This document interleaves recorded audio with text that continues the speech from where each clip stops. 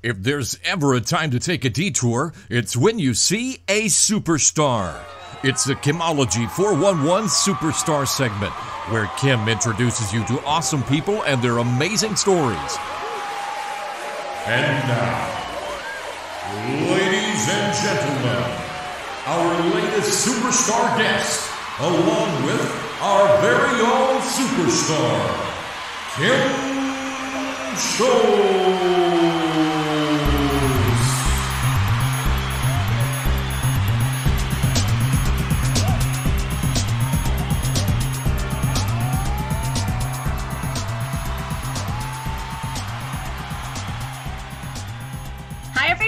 And welcome to another superstar segment. Who knew there were so many superstars in the world?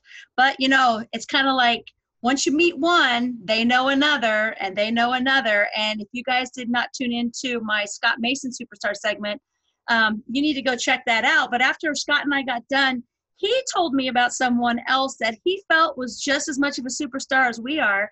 And so today we're going to talk to my new friend, Oleg Lougheed, and I might not have said that right. We'll see. He is in Austin, Texas, and does he have quite the story to talk to you about? And we have some other things we're going to talk about. So welcome to a superstar segment, Oleg. How are you? I am well. Thank you so much for having me on, and you're so spot on as far as I think once you meet one, you're bound to meet all the other ones that are to come from there. Exactly. So you go around and you speak to people. You know, talk to groups of people and stuff like that. And so you probably meet quite a few superstars in your everyday life. I do. I think that's one of the hidden benefits of being in the position of a public speaker or someone who facilitates a lot of these discussions is the ability to be surrounded by so many different people of so many different experiences and backgrounds. And what it made me realize was that every single person that I meet truly does have value to offer. And the reason why is because even in situations when I've encountered people who may or may not agree with my way of thinking or my perspectives, there's still things that I could take away from it. So in regard to your question, I think of meeting different superstars, it definitely does happen. And I do believe that each and every single one of us possess elements of a quote unquote superstar. I totally agree with that. And I think what makes you an extra superstar is when a person can actually learn from someone else and not be so closed-minded. And I know that a lot of times we walk into a meeting and we know what we think and someone else says it and it conflicts with that. And normal superstars in my realm, we learn and we change and we go with the better thing that's happening, as opposed to just continually doing it wrong. I know I am a person who likes to get everything done the best way. So if I see something getting done, I want to be like, oh, we can eliminate 4 steps in 15 minutes out of this, get the same results at the end, and then you have more time, as mine is take my adventures. I don't want to work 40 hours a week for every single week. I want to work 40 hours a week for 2 weeks, and then I want to travel the world for 2 weeks, and then I want to come back to work, and I want to be in control of my schedule. And so by listening to other people, sometimes we can learn a lot by what they have to say, not exactly doing what they say, but changing something like, oh, that works. And so that was awesome that you said that, because I totally agree. I agree everybody's a superstar. It's not it's not like I think that I'm better than people. I say that because I want people to shine, and I think everybody should be able to shine. And sometimes we have to pull that inner superstar out of some people because they don't look at them that way. So anyway, that's awesome. So tell us just a little bit about you so that my fans can kind of know who I'm talking to today. Absolutely. Well, the way that I like to answer the question of who are you is by choosing to answer it with I'm a thinker. And in particular, I'm a deep thinker. I'm someone who at this chapter of my life am seeking opportunities of depth and get to connect on people on a deeper level than maybe I used to in the past. And the whole reason why is I believe that from depth, that's where a lot of different elements of meaningful connections actually emerge. And that is, if I get an opportunity to understand who you are and what ultimately guides a lot of the work and the actions that you take in today's day and age, that's when I'm able to better understand how I can support you beyond the particular phase or connection that we're in right now. Right. So I think there's a lot to be said in approaching conversations. And that's something that you mentioned at the beginning in regard to the agenda and assumptions and expectations. In my opinion, I don't think it's possible to approach a conversation without an agenda. Right. And the reason why I say that is because I think regardless, the agenda varies, right? It boils down to, I mean, what does agenda even mean to you? For me, even though I go into conversations without trying to assume that, hey, this person worked in this particular role, therefore they can only add value in that particular sector, the agenda is still there. And that is, okay, you have a call at this particular time, and this was the energy that you received from that individual when you initially connected with them. Therefore, X, Y, and Z could be possibilities when you connect with them. So that's who I am at my heart at this chapter of my life. Is I love to think, I love to go deep into certain conversations. I love to go deep into topics that I might have shied away from for however many years. And that's what led me to do a lot of the work that I do in today's space. And that is, at the core of it, in plain English, it's spaces for people to be seen, to be heard, and to be appreciated through their stories, through their experiences.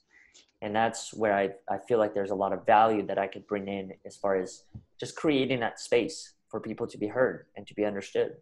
And when you said their stories, and there's a while back I had made a post, and it was something, and I said, you're in control of your story.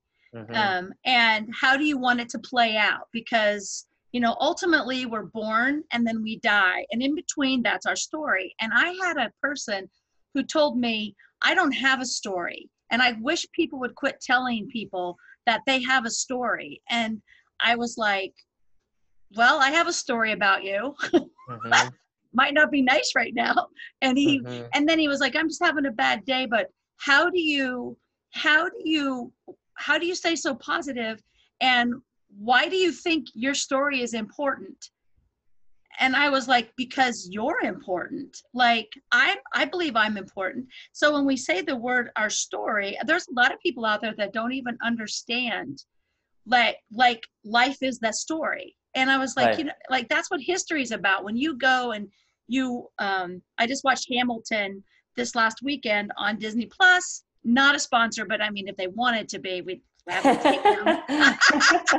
They have all those algorithms that are listening to everything. They're like, Disney Plus, and they'll come listen to it. But when I was talking about Alexander Hamilton, that's a story, but it was about his life and everything was there. So our story has good, bad, it has all that kind of stuff. And so when you said story, that just kind of clicked in my head, because we all have great stories. Unfortunately, a lot of people don't understand that other people have a story and can judge them for their behavior without even knowing their story. And not all stories are good. So anyway, so that excites me when other people, like, things that you say like resonate with me. So that means it's like, oh, I get it. Because I'm actually a connector. That's my superpower, is connecting people. I know everyone, and then I put everyone where they need to be and meet everyone what they need to do. So I have to go out and learn about everybody, like both sides of everything. I want to know. I want to gather that information. Is that something that you enjoy? Is it the information that you like to gather? Like knowing everything because you said you like to connect. You have to know it. Is that something that you like, or is it the personality of the people? Is it just because you like to be in big groups? What is the part about that? I think for me, it's more so about the experience. It's about the space through which I can connect with a person on so many different levels. So when you talk about connecting with people, I think there's so much more than the information that they tell you, at least verbally. There's also the language of energy that you're actually speaking, whether you're aware of it or not.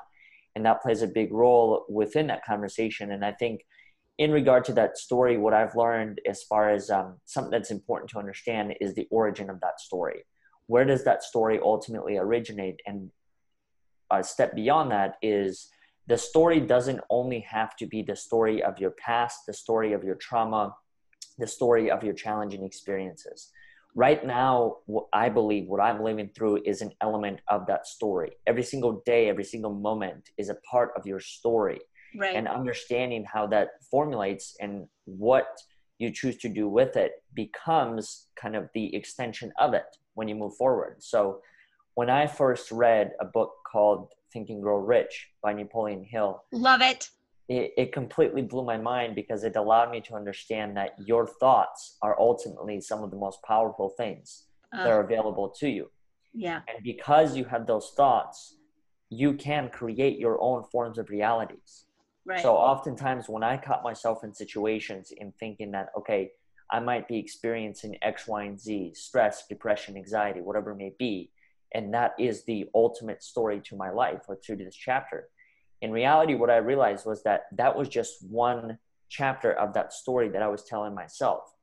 So in regard to everything that's happening in the world, what I would like a lot of your listeners to maybe take into consideration is that nothing is more permanent than you make it to be. So when it comes to the adversity that many of us are facing in regard to COVID-19, a lot of the racial inequality or injustice related issues, a lot of it is just a story that I believe I create in my mind. And the cool part about it is that because I am the author of that story, I can rewrite that story. I can focus on different elements of it. And that's, I think, what has been one of the things that has helped me get through adverse circumstances in life, in understanding that, hey, I was the one that created that story around that event to begin with. I can change that character. Yes, I might have been the victim in that particular moment, but now I can take a step back and observe it from a bird's eye view or a bystander, someone who's just walking by.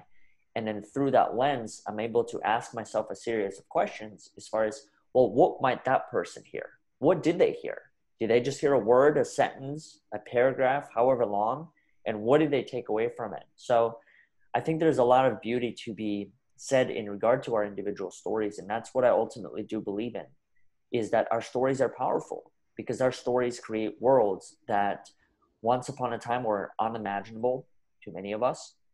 And our stories are able to help us shift through the different perspectives when it comes to adversity or whatever the challenge may be at hand.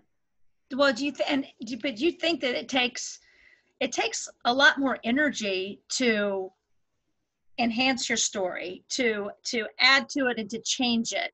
What do you think is like what people what like the best I'm trying to think of the word, not qualifications, but the part of them that allows you to get through your story easier? Because some people do not have the ability to change it. Once it happens, they're just there, and it takes a little bit more. It takes other people to kind of pull them out. To be a self-starter, to realize that there's a problem, to realize what's going on, to understand that this is your story, to sit back. We call it a belief breakthroughs with my my coach. And so she does the same thing. You've got your stuff going on, you go in, you figure it out, you change it, because our brain and our minds are really powerful. So what do you think is the strongest, not skill, but the strongest thing that a person can do that is able to make them change their story easier?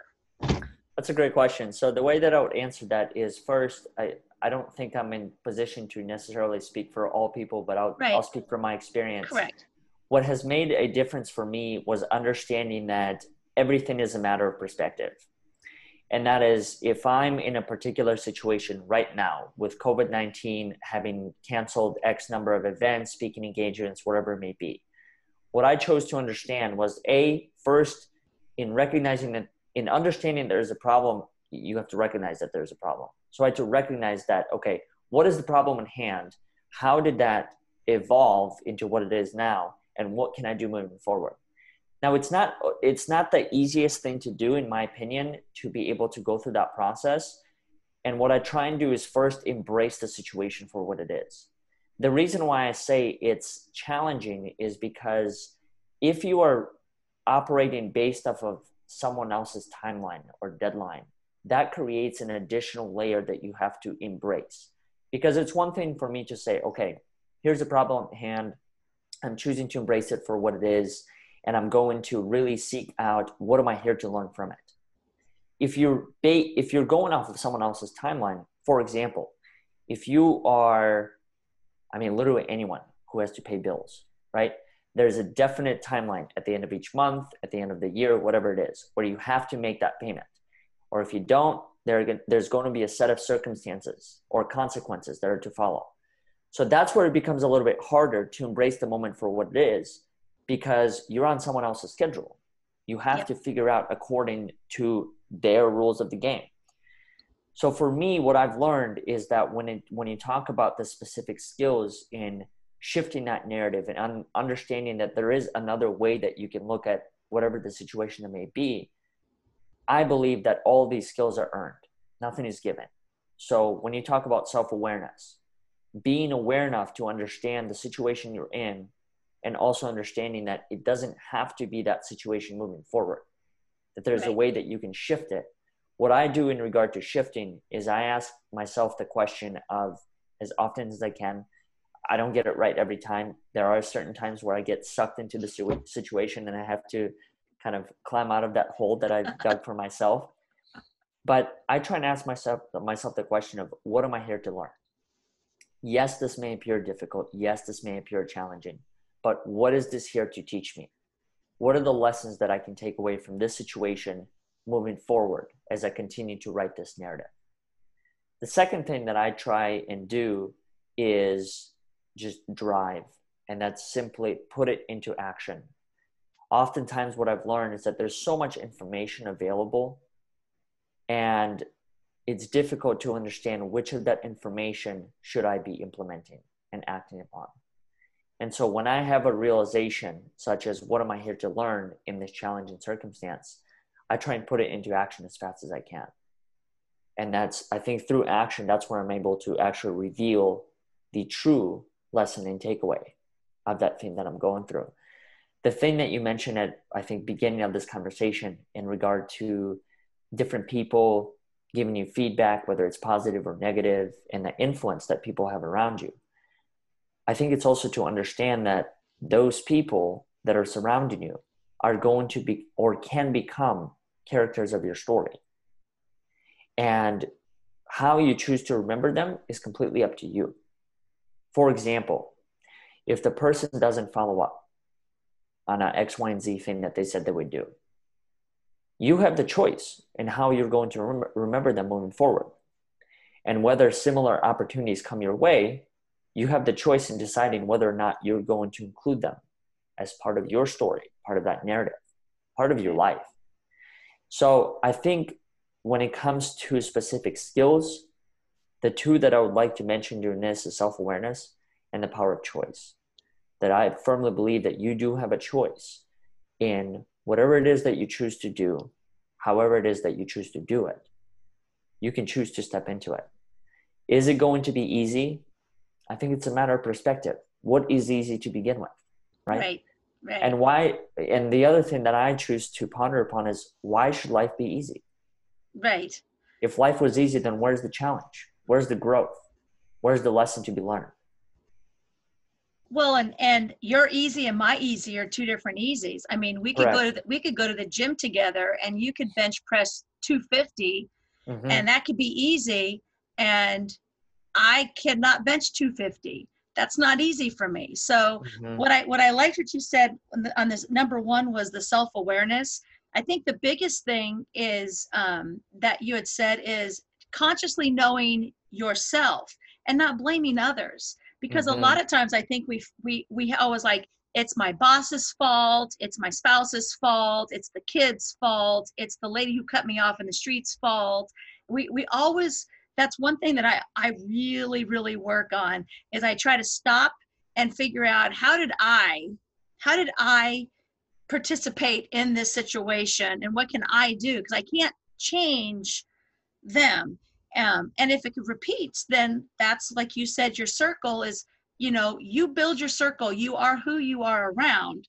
So if you're around people that are tearing you down all day long, that's just going to be harder for you to get up.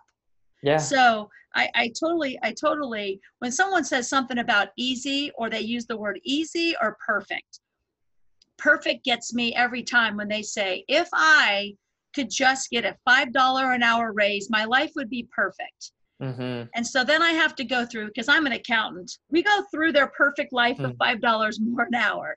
And then they realize, oh, okay, well, that didn't help me out any. No, I could give you $100 more an hour, and your spending habits with your percentages, you still won't have any money, because you don't know how to budget that money. So there is no perfect amount of money out there. Everybody always says, well, I want to make this much money, that'd be perfect. There's no perfect. I mean, that's just not a word. There's no perfect life out there. Oh, my life would be perfect. What do you consider perfect? Because I don't consider that perfect. So I always tell people, we don't strive for perfect. We strive for happiness. We strive for love. We strive for content. And so, the self-awareness, very smart, that's the biggest thing, is to be happy. You have to be aware of who's around you and your actions, because sometimes your actions could be actually the problem. And a lot of people don't see that. They're not willing to say, well, that was me. So I get that. Well, I think the other thing that you mentioned to expand upon is this desire to change people. In my opinion, I don't think I can change people. I think I can influence elements of change and inspire elements of change within them, because it's the same exact example that you just brought up, as far as person wanting $5 additional or $100 additional a month, whatever it may be, to be able to allocate towards X, Y, and Z activity. In reality, it's that I can inspire change through my action and through my own behaviors. But if I were to just come into your life and say, hey, you need to change X, Y, and Z, well, let's face it, who am I even to tell you that you need to change those things? Because I somehow think that the life that you're living is not to the fullest of its potential. Exactly. And that's where I think it all boils down to. It's all a matter of perspective. Yeah. And everything is a matter of perspective. You and I could be looking at the same exact thing. We could be looking at this notepad, and you could see opportunity, and I could just see a notepad. And that's it. You could see something as far as a tool that can help me organize my day better, and I could just see 26 lines on a sheet of paper. That's it. So it's all boils down to, how do you choose to look at wherever you're at. And the other thing that it took me a while to understand this, but I'm glad that I have this perspective now. We're all at different chapters of our lives. Therefore, we're all looking at life through a different lens. Therefore, everyone is right. And that took me a while to understand that whatever lens you're looking through at a particular situation, you're just as right as I am. Yeah. I'm not any better. I'm not any worse. I just am. So you and I can be looking at that thing. And it took me, I don't know how long, but a few years to embrace that, hey, just because you and I have difference of opinion, it doesn't make you wrong, and it doesn't make me right. Right. That is a very hard thing to learn. I'm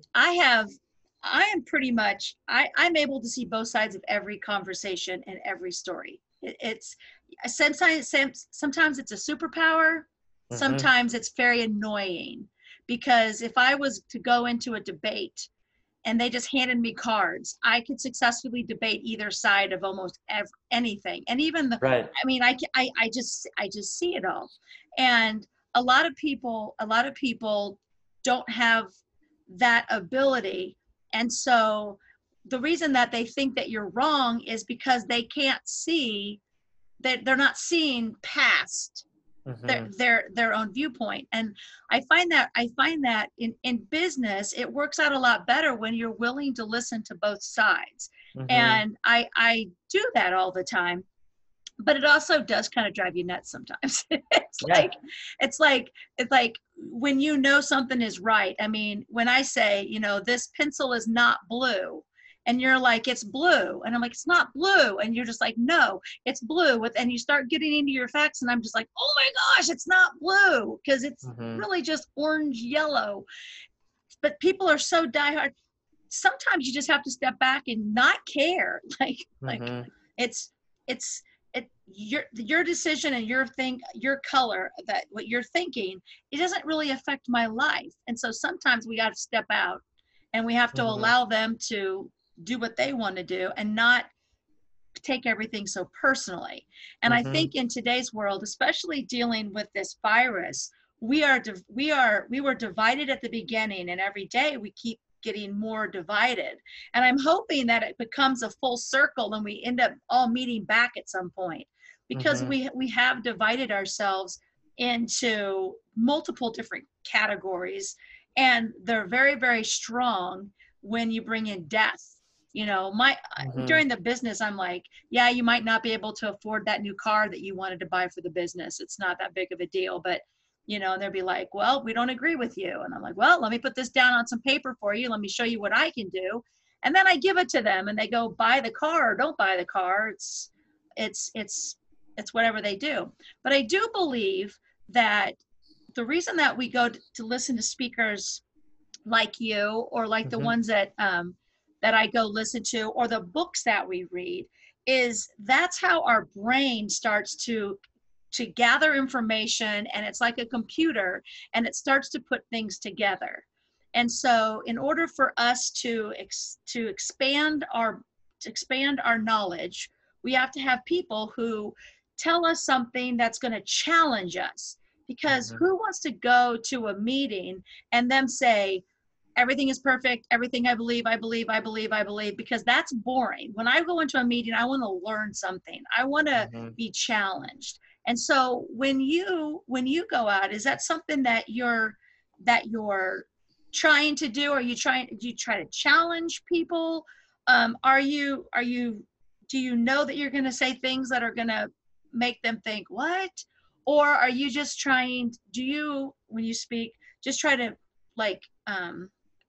make them think, yes, confirm, yes, I was thinking the right way? Do you have any? So I look at it as far as it's maybe similar to challenge. And that is, for me, it's about creating spaces for people to ask themselves questions. Okay. Because here's the thing, I don't have all the answers, and I'm fully confident in admitting that. There are situations where my answer does become, I don't know. And it's as simple as that. I'm not here to answer anyone else's questions to whatever the problems they may be having. I think what I'm here is just an outlet for people to be able to process the different things that they're having. Right. And through that processing, understand whatever it is that they're going through and how they might be able to solve it through their own form of creative thinking and creative solutions. The thing that you mentioned about even divide and everything that's happening. So for me, I personally don't see that as much. And here's why.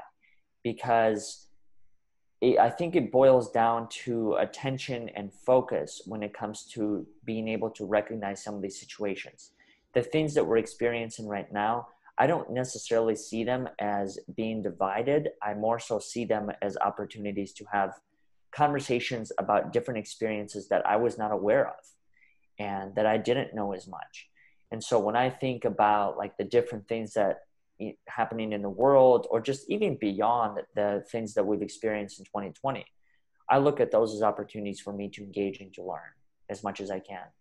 So have I been in rooms where the perspectives varied drastically? Absolutely. How do I choose to take on those things? Is by acknowledging that I have individual responsibility for choosing to create a space that I want to engage in. And that's, I think, where it kind of boils down to, if it's a conversation that may feel uncomfortable, or if it's something that once upon a time seemed as tough or as difficult to have. Right now, I try to understand as far as, why does it have to be hard? Why does it have to be tough, and why does it have to be difficult? Who gets to decide that? You know, we're talking about different topics within race right now. Right. The question that I try and ask myself is, how am I buffering that conversation? What am I saying prior to the actual dialogue that may make that conversation difficult, tough, or hard to have? Right. Or am I going into it with an open perspective and wanting to learn? So I think it boils down to, for me, my own individual level of awareness and responsibility, and knowing that whatever it is that I might be saying can influence the other person or other people. Yep. I don't know in what way it's going to influence them. I don't think there is a way of knowing that. Their actions, I think, will show whatever that impact was. But beyond that, and this goes back to maybe an earlier point that you had made in regard to control, my question is this: what do we actually think we can control? What do we actually think we can control in life? Let's face it. Maybe there's choice. Maybe it's the choice that I make and the response that I choose to have. But beyond that, I don't think I can control the outcome or the result. I don't think I can control how the person is going to receive the information and what they're going to do with it. And that's where I think letting go of this concept of control has actually, eliminated, may or may not be the right word in this case, but it helped me deal with a lot of stress. Right. And anxiety and pressure that comes with it, and wanting to control the outcome. Rather, just let it be. Do the best that you can. Do the best that I can. Show up the person that I am. And then anything beyond that, completely out of my control. Right. Yeah. Well, and to take on all those burdens, it actually causes like health problems as well. Mm-hmm. Like when you're taking on everybody's problems. Yeah. And today's society with social media and, everything's at your phone, we tend to get sucked in sometimes, and you have to like disconnect. So this last weekend, I disconnected. I had gone to Kansas City. I went and hung out with my friend, got up in the morning. Her and I had cinnamon rolls. We watched Hamilton. We went to the casino, and I came home, and I came in my house, and my neighborhood was like fireworks everywhere because they canceled our show. And one of my tax clients had started calling like at 9:00 at night. And I had turned my phone off. I just wanted nothing. Like, it's 4th of July weekend. I have no businesses that need anything. And so Monday, when I wake up, I have like a list of phone calls, like 6 or 7 phone calls from the same person. And they had called like every minute, and were just calling and calling and calling, but at 9 or 10 o'clock at night, not even during the day. So when I called him back, he's an older gentleman. He was like, I thought you had died. I thought you either got COVID or you were in a car accident. I thought you died, because I hadn't answered my phone for 2 days of a weekend of a holiday. So our society nowadays, we are so used to this instant gratification and so much stuff being put to us, that when you do decide to take the weekend off, just like we used to 20 years ago, when you didn't have a cell phone, you just kind of went off. People start getting scared or afraid, or they think of the worst. And it's like, no, I was at home. I didn't even leave my house. I just been here.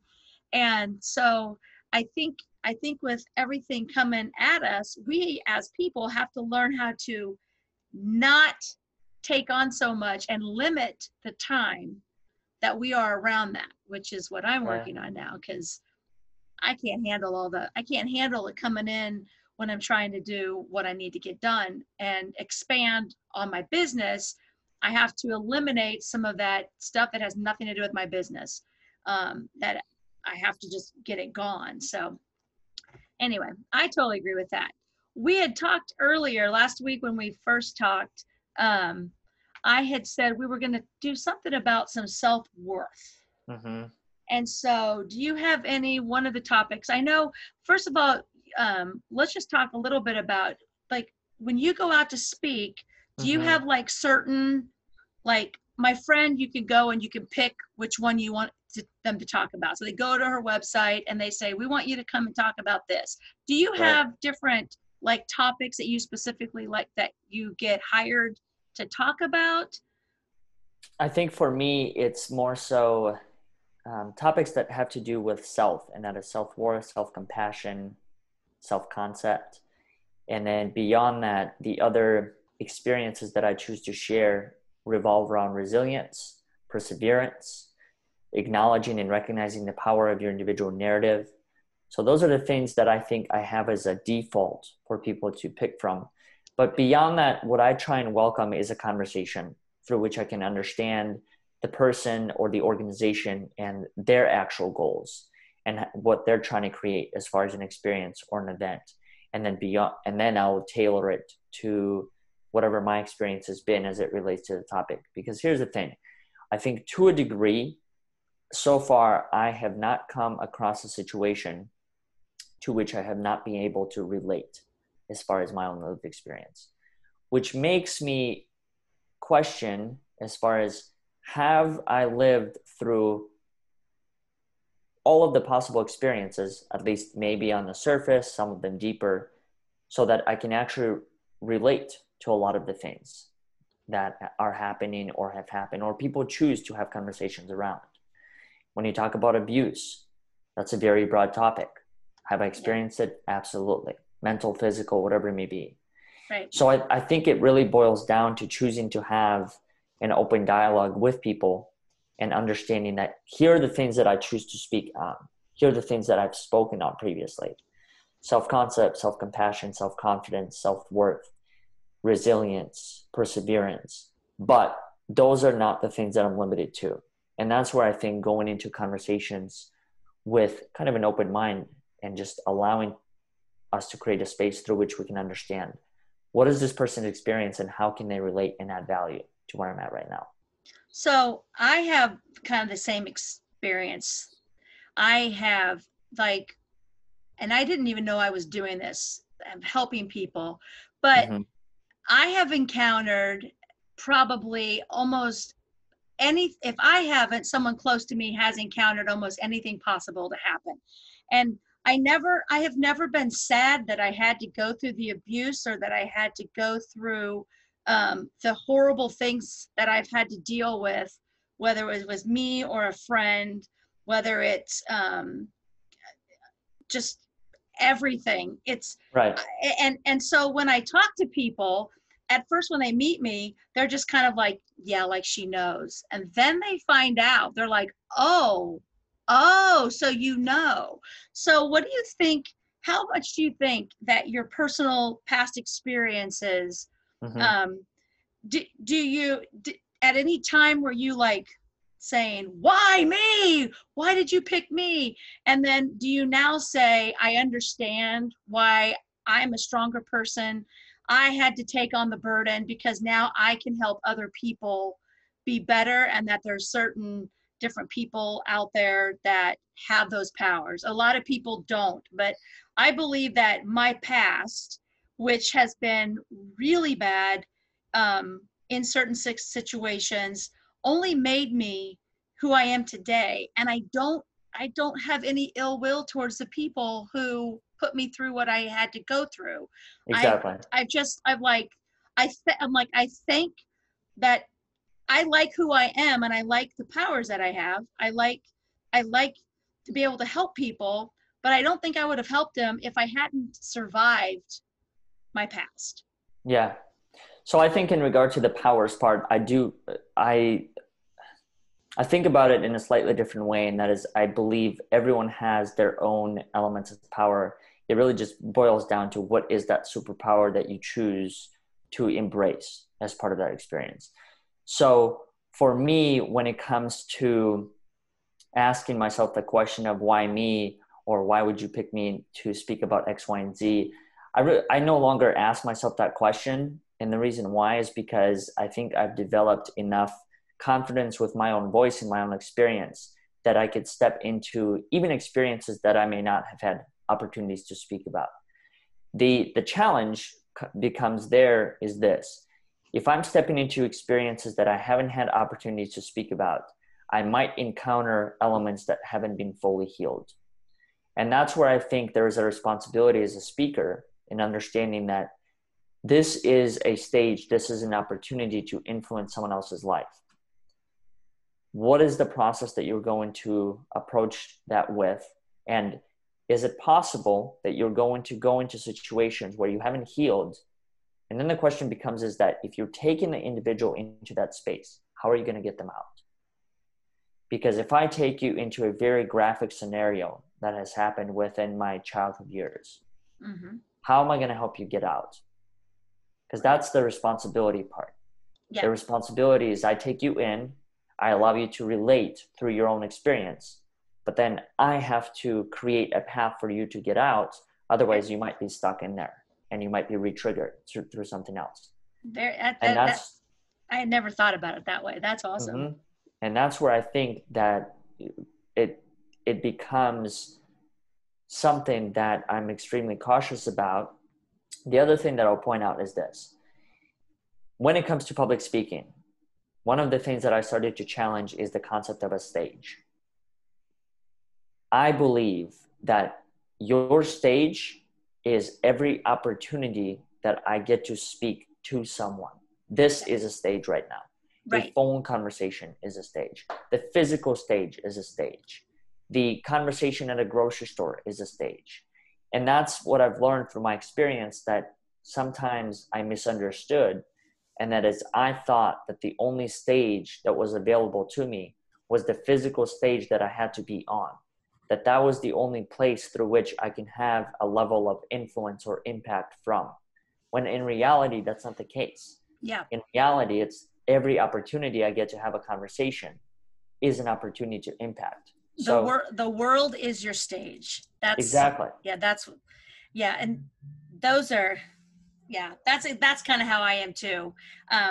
Question, do you just have random people, do they ever come up and just want to talk to you? Like if you're just out and about and like, they'll just kind of like start a casual conversation with you, like ask a question or, cause I'll have people I'll just be standing in line and they'll say something and I just smile at them. And the next thing I know, they'll make a comment. And then before I know it, they're crying because their dog died and this over here happened. And I'm just kind of like, okay. So, I mean, people will just randomly walk up to me and say, at the store the other day, blah, blah, blah, blah. And I'm just like, okay. Do you ever have anyone that just kind of like, you're nice to them and then they just kind of like start talking to you? Yeah, I think that happens quite a bit. And the reason why I think it happens is because, in my opinion, what I'm seeking out is probably relatively similar to what some of the other people might be seeking. And that's just the place to be heard, right. Place to be understood through your experience, whatever it is that you're going through. So does it happen often? Probably happens every single day. And then what I've learned is that it's kind of a two-way street there, or maybe multiple way street there.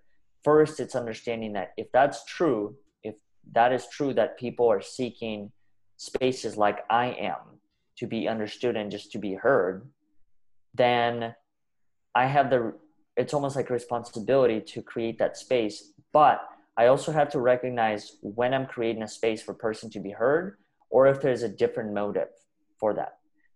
Because there is a level of respect that I choose to have within my own experience as well. And that is, if I have X, Y, and Z things on my mind that need my time and attention when it comes to another commitment, another relationship, friendship, whatever it may be, then maybe creating a space right now for the individual is not the best opportunity. Right. For them to fully be heard. So does it happen? Absolutely. How often? Yeah. Multiple times over the course of a day. And it happens in situations where I'm not even sharing who I am, my story, whatever it may be. Yeah. But it's just the presence. It's the presence that I bring. It's the energy. And it's from there, the person gets to decide whether or not they've built enough trust with me through whatever the encounter may be, that they can share that deeper element of what they're going through right now. I know it used to make my daughter so mad. so mad because we'd be in the store, and she's 29 now, but when she was little, we'd be at the store, and she'd see someone start talking, and she'd just roll her eyes like, oh, we're going to be here forever.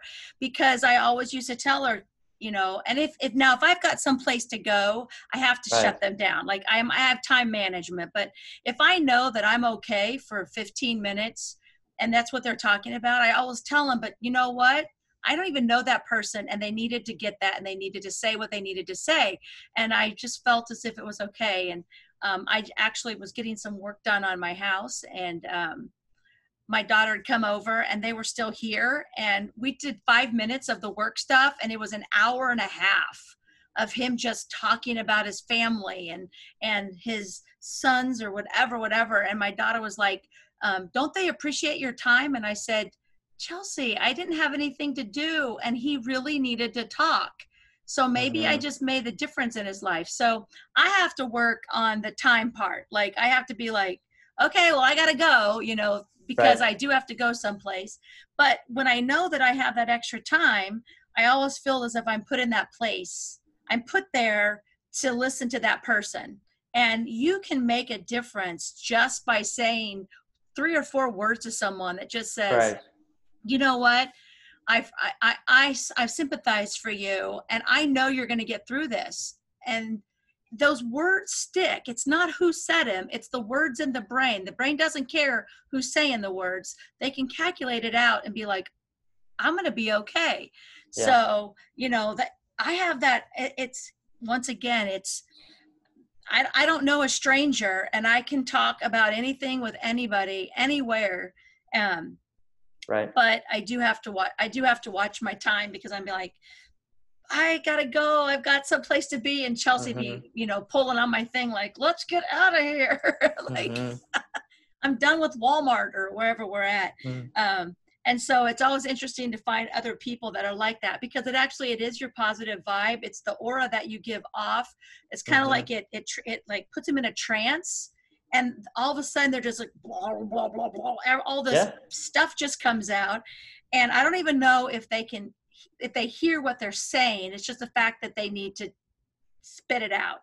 And that happens all the time, all the time. And so in someone else, it's like, yeah. So when you're not speaking, what do you do for fun? Like, well, so speaking is fun for me. Right. I think many elements of life are fun to me that are considered to be a job. I choose to find joy in all of it. For me, it really boils down to having conversations with people. That's what I truly enjoy. So whatever that form may be, whether it's through an activity such as playing basketball or watching football game, watching a movie, whatever it may be, it's just choosing to be around other people. That's what gives me the elements of joy and happiness that I think I seek out for in life. And beyond that, it also helps me understand my own life through a completely different lens. Right. And how they're seeing it and what actually connects with me from those experiences. So do you think that you consider yourself an introvert or extrovert? I think I'm in a combination of both. I think I do enjoy the time of definitely being alone and not surrounded by other people, and just doing the things that I'm genuinely interested in, drawing, writing, poetry, whatever it may be. But there are also elements that I think I put myself in that would be considered an extrovert. And that's just choosing to going into conversations and knowing that when I talk about different things that I'm looking to accomplish in life, goals, aspirations, whatever it may be, I don't believe I can do it alone. I do believe I need other people to be able to get to those things. And so I think that's where the extroverted part comes out, in understanding that, hey, as much as you may want to sit here and just be by yourself for the next however many hours, you do have to put yourself out there. You do have to connect with other people, and you do have to almost like mix each other's dreams and aspirations so you can help them as well, and they might be able to help you. Yeah, Tyson, my co-host for KIMology, he is a huge introvert. And so we did a whole episode on introvert. But then I kept saying that I too was introvert, extrovert. because I'm more extrovert, but I always had introvert. But then we did a podcast on empaths. And I found that I am an extroverted empath, meaning that's like an empath has like this little bit of the introvert part to it or whatever. But because of like of absorbing everybody's of problems, I have strong empathy and I struggle with sympathy, which is empathy. I'm there. I can, if I know you're about to go take a test, I will probably have nerves in my stomach and I won't know what it is until you call me and say, I passed my test. And I'm like, oh yeah, I feel that. Sympathy, you'd be like, I failed. And I'd be like, okay, like, don't care. Like, it's not my big deal. I try to work on it, but the empathy part is too strong. So I'm trying to work through that as well. But I have the same thing. I'm an extrovert person, but I'm perfectly fine at home. Just chilling by myself. I get exhausted though. So when I have to go be the extrovert person, I have to go to all the meetings and go around. I just hit a wall and I'm like, I gotta go and I'm done. Like I'm done. And I don't want to talk to anybody and people are like, that's not you. And I'm like, I'm pretty good at who you think I am. You have to watch, you have to listen to the podcast to even know who I really am, because this is pretty much, and this is my fun. I enjoy doing the podcast. It's not a moneymaker. It's just, I get to meet people because I, like you, love meeting people from all over the place. When I travel, I talk to the owners. I'm really big into restaurants. I love to talk to the owners of the restaurants and just find out how everything is going, meet them, tell them how great everything was, just find out what's going on. I have different restaurants in different states. I have, if you ever go down to Dallas, you've got to look for Val's Cheesecake. Val has 3 different locations. I've heard of it. Best cheesecake ever. And if you go to the shop, Val's normally there. So I always tell people, tell him Kim from Kansas sent you, because I actually work with him and he gets a lot of people. I'll be on the airplane and getting off in Dallas and people will be there. And I'm like, so are you from Dallas? No, I'm visiting. Oh, you got to go to Val's Cheesecake.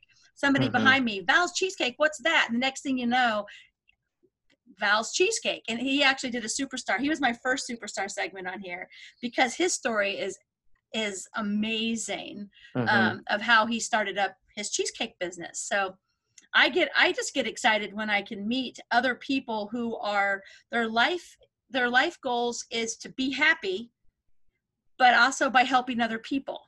And that's one of the most selfish things people can do, is weighing their happiness on helping other people and being able to listen, because in today's world, most people, they're pretty closed-minded when it comes to that. They're so busy that they don't have time to just sit back and listen.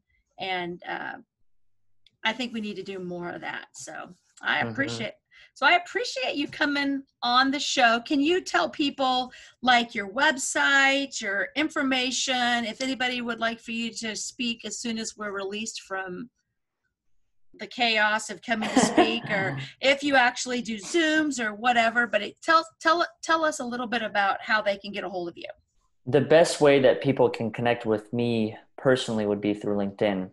Beyond that, if you're looking to connect to the organization, any of the work that we've done, as far as also hosting a podcast, hosting virtual events, Scott Mason and I is the one that actually introduced the two of us. Yes. Him and I are going to be co-facilitating an event on July 26th called Survive to Thrive. Your past does not determine your future. Right. And so it's really just meant to be about creating a space where we can challenge some of the fears that we might be facing as individuals, the biases that we make, and kind of reinforce different elements of our potential. So those are really the best ways to do it. And the website is overcomingodds.today, not .com, .today. And beyond that, just any form of social media, Instagram, Facebook, Twitter, whatever it may be, just simply searching Overcoming Odds and you'll be able to connect to a lot of our work. So Overcoming Odds, is that your company for the speaking, or is there more involved in that? That's the organization, that's a nonprofit that I started 3 years ago. Beyond that, speaking, there are sections for speaking engagements that can be found through Overcoming Odds, but that is a separate business that I do. Mm-hmm. Okay. And do you want them, what is Overcoming Odds? What is that? Overcoming Odds that's my story. That's what I feel like my story has been as far as overcoming different challenges, obstacles in life. And so what I wanted to do is 3 years ago, create the space. Initially, it was for adoptees and foster youth to be able to embrace their own individual journeys. And since it has become a platform for people who have experienced hardship in their lives, to be able to connect through each other's stories and help each other understand that we're not alone, that there's someone else who has walked a similar path in life. Very, very cool. Well, Oleg, thank you so much. And anytime, let me know if you want to come back on, or if you do a podcast. Love it. You don't do a podcast yet, do you? Or just we do. We've done, I think, 160 episodes. Oh, really? So how do they find the podcast? What is that on? Is that on just iTunes? Just simply search Overcoming Odds and you'll be able to find it. It's different people's stories, different lessons that they've learned. And for me, it's just about creating that space where they can take us through a journey of going from a struggle to some form of lesson, takeaway, skill that they've learned along that path. Perfect. Well, if someone's listening to this podcast, then that means they actually listen to podcasts. So, and make sure to go over to, and I'm sure you're on more than one, way of listening to it. Like we're correct. I think it spreads it through SoundCloud, just kind of goes, Spotify, Google Play. Mm-hmm. So if they look up Overcoming Odds, you should bring up the podcast, the website, and all that kind of stuff. Mm-hmm. And so anyway, all right. Well, thank you so much for joining me for another Superstar segment. And maybe we can get Scott on here with us one time. We can all three see what happens there. I'm sure we can make that happen. Scott did tell you that him and I went to 7th grade together. So we've been friends since we were 12. Wow. Yeah. And so we're that's amazing. We're 53 now. And so, him being in New York and me being in Kansas, it's just crazy because our 35th class reunion is coming up this year. 35 years. Like I remember turning 35, let alone being out of high school, 35 years. So that's crazy. But anyway, I appreciate you joining. And do you have any last words to the listeners? I think the biggest last words that I could leave with your listeners is know that all the answers are already within you. It's just a matter of time of having different conversations that may help you reveal a lot of the answers that you're looking for. But when it comes to hardship, challenge, or adversity, I firmly believe that all the tools are already within us. It's just a matter of time of uncovering those through sharing your perspectives with others. That's awesome. Well, I have enjoyed our hour-ish. I think it's about an hour, which is good for me because sometimes these things go on forever. I can talk. But like I said, I love learning more, and there's a lot more to learn about you, I'm sure. And so to all of the fans out there, I'm going to keep telling you every single time, make sure to keep taking all of your adventures, and we will talk to you soon. Bye-bye.